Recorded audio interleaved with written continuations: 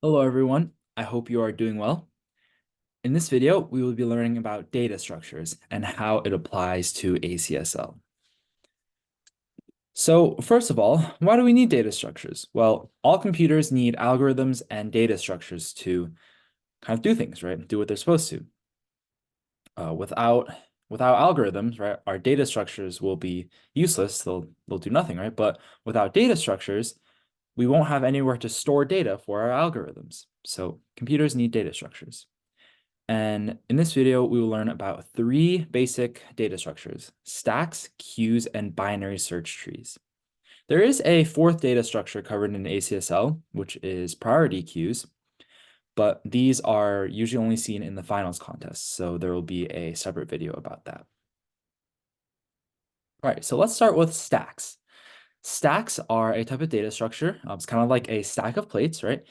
And it's known as last in, first out. So what this means is that um, the thing that is kind of added last is the first one to come out, kind of like a stack of plates, right? The plate that you put on top is the last one that you put in, and then it's also the first one that you take out. So stacks use the operation push and pop. So these are kind of like the technical terms for like adding or removing or kind of like stacking a plate on, things like that. But yeah, in this case, stacks use the operations push and pop. So when you say like push, it will push a number or a letter or a value into the top of the stack.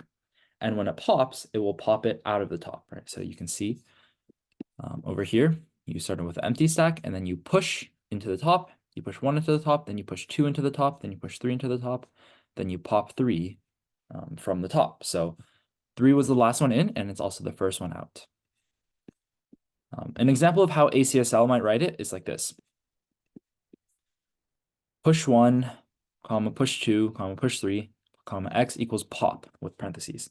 This means that x equals the element that will be popped, which is the top element, right? So when and then when 3 is popped, x is equal to 3, right? And then 3 is essentially removed from the stack. Okay. Now on to queues. Queues are kind of like stacks, but they are first in, first out, kind of like a queue or like a line for a roller coaster. The first person to arrive is the first person to leave, or the first person to get on the roller coaster, or whatever you're lining up for. First in, first out, like this picture over here.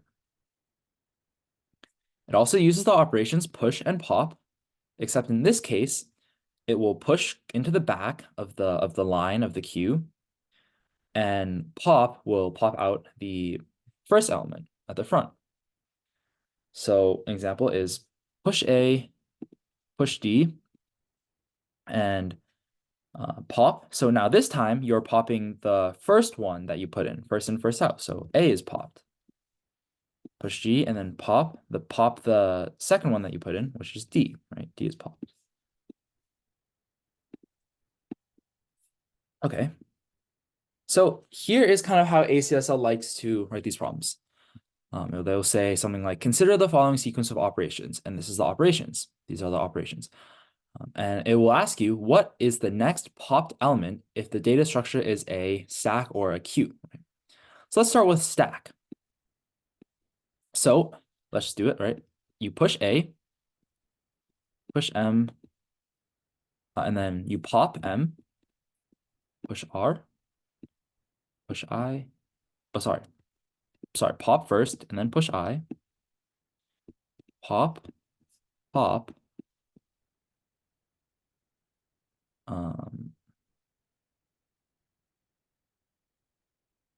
Okay, well, there are too many pops here, but so let's say it's just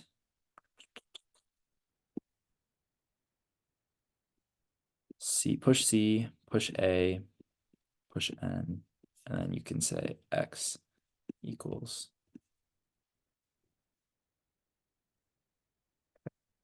Right, pop N. And you can see that the one that I pop is the most recent one that I added. What will be the next popped element? The next popped element would be A. Now let's do a Q. So we push A, push M, and then pop. We pop A because first in, first out. Push R, pop, push I, pop, pop, push C, push A, push N, and then pop. So in this case, our answer is still A, but in most cases, you won't get the same answer. Okay. That is all for, oh, here's another practice. Oh, never mind, sorry. This is an example of pre-2018 contest syntax. So it will be like more liberal. It will like the syntax, it won't really matter as much, right? So instead of having parentheses around A, they'll just put A, right? Instead of saying X equals pop, they'll just say pop X, which means X equals the next popped element. Pop Z means Z equals the next popped element. It's just more like free, and it doesn't really matter as much. Okay, and that is all for stacks and queues. And now on to binary search trees. So binary search trees they kind of look like trees, right? And they start with a root node. And if essentially what it is that if the next node is less than or equal to the root node, put it on the left. And if it's greater, then you put it on the right. So what does all this mean? Let's see an example, and hopefully it will make more sense. Create the binary search tree for American, right? An American Computer Science League. So we start with A, which is the root node, because it is the first node. And then the next node will be M. A node is also known as like an element. So next node will be M. M is greater than A. So you put M here. And then the next node is E. You say E is greater than A, right? So you're here now, you're at the M, and E is less than M. So put E here. Now you have R. R is greater than A. R is also greater than M. So R goes here. Now we have I. I is greater than A. Less than M. Greater than E. Now we have C. C is greater than A, less than M, less than E. We have A. A is equal to A, right? So you put A on the left. Finally, N is greater than A, greater than M, and less than R. So this is our binary search tree for the list American. All right, we can see that it's confirmed here. And here are some vocabulary or terminology of binary search trees. So a node is just an element of the tree. The first node, the node at the top of the tree, is the root node. Child nodes are nodes under the parent node. So technically every node that's not the root node is a child node. Parent nodes are nodes that have children, and leaf nodes are the nodes at every branch. So this is a leaf node, this is a leaf node, this is a leaf node, this is a leaf node. And you can also see that leaf nodes are just nodes that don't have children. Sibling nodes are nodes that share the same parent. So this is kind of like, it's pretty nice. They're kind of naming it like a tree or like a family. So not too random. All right, now depth. The depth of the tree is, well, I guess how deep it is, right? So depth, the depth of the root node is 0. The depth of the next layer is 1. And then as you keep adding, like it'll just keep adding, right? It's basically how many layers the trees has. Except you got to remember that the root node is at depth 0. Internal and external path length. This relates to depth, right? So internal path length is the sum of the depths of all nodes. So it will be depth of this, depth of A, depth of A, depth of M, depth of E, depth of R, depth of C, depth of I, depth of N, all added together. So it would be 3 times 3 plus 2 times 2 plus 2 times 1 plus 1 times 0. External path length is the sum of all of the depths of the external nodes.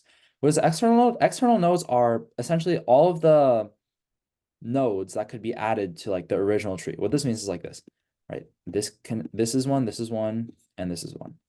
Basically all of the empty spaces using like the original tree as original tree nodes as parent nodes. Now, external nodes are like used differently in like different cases. It's not a kind of universal term. So just keep that in mind. For ACSL, it means this, but for other things, it may mean it may give you a different meaning. All right, and that is it for data structures. In another video, we will cover priority queues and also how to subtract elements or delete elements from a queue.